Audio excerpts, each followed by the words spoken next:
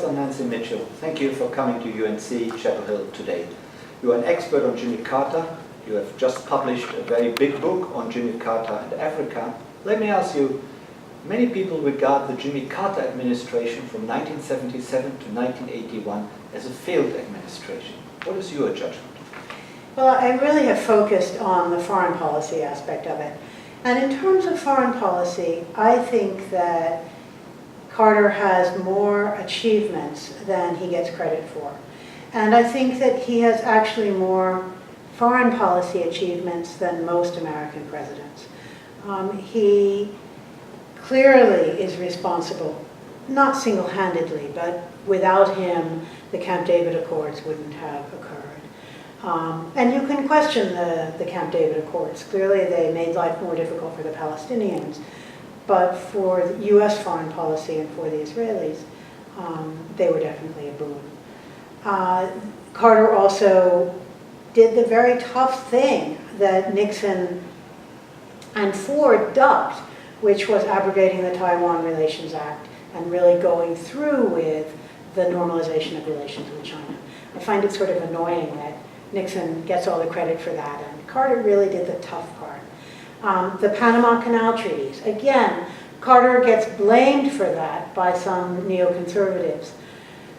But presidents since Johnson had been talking about the need to renegotiate the Panama Canal treaties, and it was really explosive domestically, and Carter did it. And also, what my book is about in Southern Africa, I think Carter achieved a peace, particularly in Rhodesia, that precluded the expansion of Soviet influence and was a defensive victory. Without that, Kissinger, Ford, Callahan, and Thatcher had all thought that a really major war in Southern Africa that would pull the Soviets and the South Africans in was imminent. Thank you.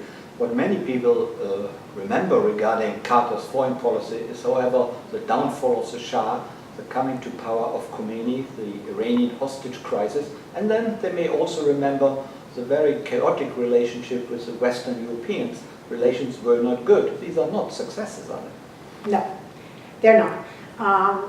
We can't be all successful. Iran was a disaster. There's no question about it. I mean, I think that the loss of the Shah as an ally was the biggest loss of an ally for the United States during the Cold War. Really significant, and of course we're still dealing with it today. But what could Carter have done? I mean, I have read those documents from 1978 when the Shah was falling very carefully, the ones that are declassified. Carter had really bad information. The CIA had been cut back, of course, in the Nixon years. And nobody foresaw what was almost unforeseeable. The Iranian Revolution was a true revolution. But didn't the revolution occur because the Shah behaved very badly, to put it very mildly, towards his own people? And the United States supported that sort of policy. If the Shah had been a more constructive leader for his own people, perhaps the downfall would not have occurred? I think that's very possible, but you're really talking about the 50s and 60s, not the 70s. I think that by the time Carter comes in, to think that Carter could turn around the relationship with, he tried in a minor way to curb the Shah's abuses, but it was really very minor. At that point, the United States was in some ways more dependent on the Shah than the Shah was on the United States in terms of the price of oil, in terms of oil for Israel, in terms of containment with the Soviet Union, in terms of the dollar, because the Shah was buying so much defense equipment. In many ways, the Shah was calling the shots. By the time Carter came in, it wasn't Carter. I'm not exonerating Carter. I think that Carter might have been able, if he'd had better intelligence, and if his Middle East Bureau hadn't been so overwhelmed with Camp David. One of the things I've learned from studying diplomatic history is that really, to make policy, there are a handful of people. You have this huge government, but there are a handful of people, the principals, whose attention you have to get. And the principals who were involved in the Middle East even though technically Iran is, but it was the same bureau. They were preoccupied with Camp David. So Carter just wasn't getting good information. And he assumed, as did everybody in Western Europe and in the United States, that this was another protest that the Shah could handle. Thank you. And relations with the Europeans, as I said, was not very good either. It was actually very bad. That was Carter's fault, or was it the fault of the Europeans, or both? Yeah, I think it's both. First of all, I don't think they're that bad. The personalities were bad. People can get sort of obsessed with the conflict between particularly Schmidt and Carter. But actually, relations weren't, the actual kind of, not the personalities, but the technical issues of relations weren't that bad with Europeans. And the Europeans, particularly Giscard and Schmidt, I think treated Carter with a certain amount of contempt and didn't offer constructive solutions. Where you see this most clearly, there were these quadripartite talks which were secret. They were pretty interesting. After big meetings where all of the foreign ministers would be together for some other meeting, there'd be these secret quadripartite talks between the United States, Britain, France, and Germany, West Germany. And a lot of the time, in 1977 and 78, they talked about the crisis in the Horn of Africa, the war between Ethiopia and Somalia.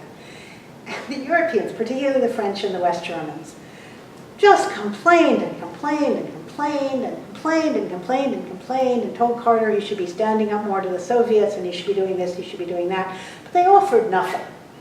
And they were going behind Carter's back and selling weapons to Mogadishu. And it's pretty annoying. I'm not saying that Carter is blameless, but both sides, I think, had a role in that bad relationship. And there was a neutron bomb initiative where I think the fault probably lies more on the Carter side. That was Carter's. Yeah, that was a mess. Mm-hmm. When one looks at the Carter administration, what also always comes to mind is that battle between the State Department and Secretary of State Vance and the National Security Council and National Security Advisor Brzezinski.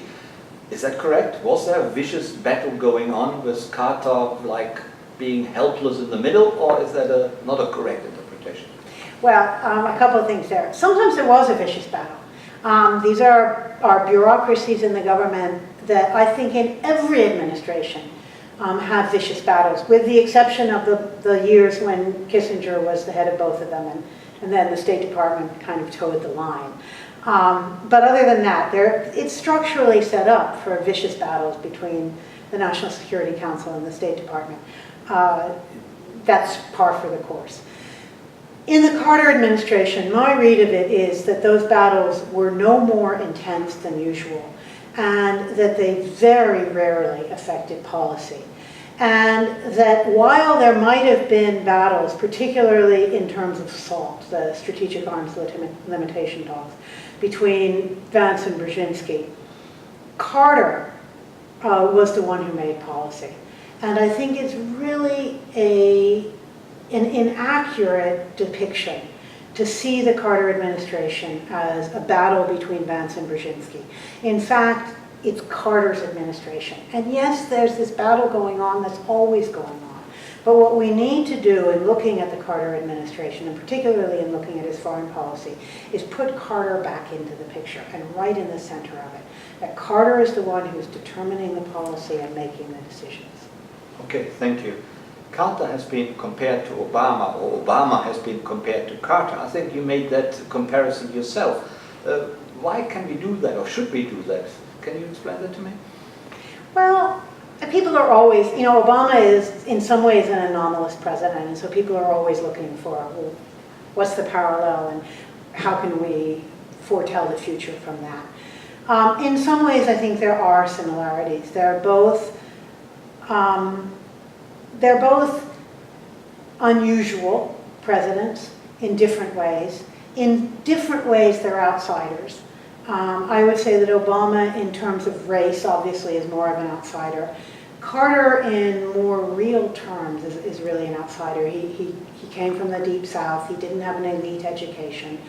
He'd really basically never been in Washington. He didn't have good ties with the party. So in some ways, Obama is better connected than Carter was.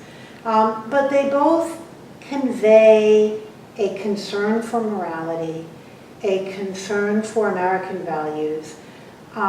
They both, I think, have disappointed a lot of people in that way. They're similar once they became president.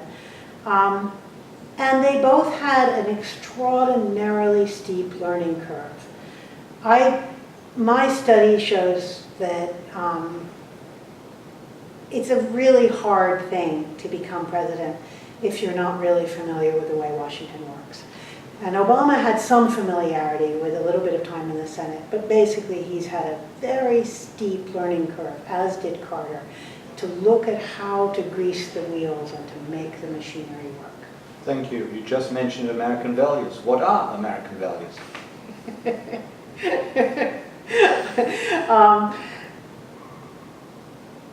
American values from Carter's point of view, I think were very much conditioned by the war in Vietnam, Watergate, and the Church Committee. Those three things together, which immediately precede the Carter years. In the war in Vietnam, I think Carter felt that the war in Vietnam, which he supported for a long time, but that ultimately it had not supported American love for freedom, which is a rhetorical value that you can argue hasn't been implemented, but Carter felt that it would be a good idea to try to at least an attempt to get American policy more in line with that. Carter, well, anyway, in terms of American values, Watergate also, was such a depressing period, especially for someone like Carter, I think, who really felt that leaders have a responsibility to take their role seriously and to not abuse the incredible powers that they're given. And I think Carter felt that a very strong American value was to try to be a transparent and honest president. Carter believed a lot in honesty, maybe to a fault for our president. And in terms of the Church Committee, which investigated the abuses of the CIA, I think Carter felt very strongly that it was important to curb the CIA covert operations. I say that, and that's certainly what he said rhetorically. We don't have enough information yet to really know what Carter was doing in covert operations. We know about the support for the Mujahideen. We have some intimations about support for Savimbi in Angola in the late Carter period. I think there's probably more support for covert operations than we know. But certainly Carter talked about American values not being that kind of dirty tricks that the Church Committee had uncovered. Thank you very much. Professor Nancy Mitchell, thank you very much for your insights. Thanks for coming. Thanks very much.